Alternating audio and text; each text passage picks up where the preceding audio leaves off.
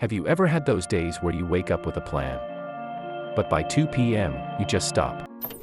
You're not tired enough to sleep, but you're too drained to care. You stare at your phone, you stare at your work, and you feel absolutely nothing. Most people call this laziness.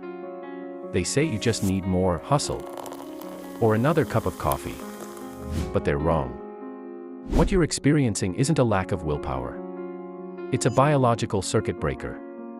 Your brain has officially tripped the switch to protect itself from a total system failure. In psychology, we call this emotional burnout. And today, on Mind Theory, I'm going to show you the hidden science of why your mood suddenly disappears. Let's dive in. To understand burnout, we have to look at your nervous system and the 3-step neural reset to get it back. Imagine a window. This is your window of tolerance. When life is manageable, you stay inside the window. You're productive. You're calm. But when stress piles up, deadlines, social pressure, suppressed emotions, you hit the red zone or hyperarousal. Your heart races, your cortisol spikes, and your brain is on high alert. But the human brain cannot survive in the red zone forever. It's too expensive, energy-wise. So, what does it do? It triggers a shutdown response. It forces you into the blue zone, hypoarousal. This is where the mood loss happens. You become numb, disconnected, and cynical. You didn't lose your mood.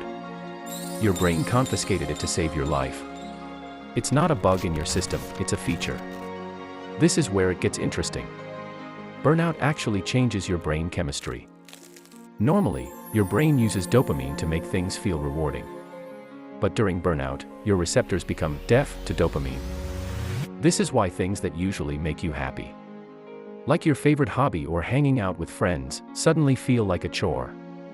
In my previous video on why emotional shutdown happens, we talked about how the brain protects us from trauma. Burnout is the everyday version of that. It's a state of dopamine resistance. Your brain is telling you, nothing is rewarding right now because we need to rest. If you try to push through this with more caffeine or more hustle, you're just digging a deeper hole. How do you know if you're actually burnt out or just having a bad day? Look for these 3 red flags. 1. The everything is annoying phase. You find yourself getting angry at small things, like a slow computer or a text message from a friend. This is your nervous system being overexposed.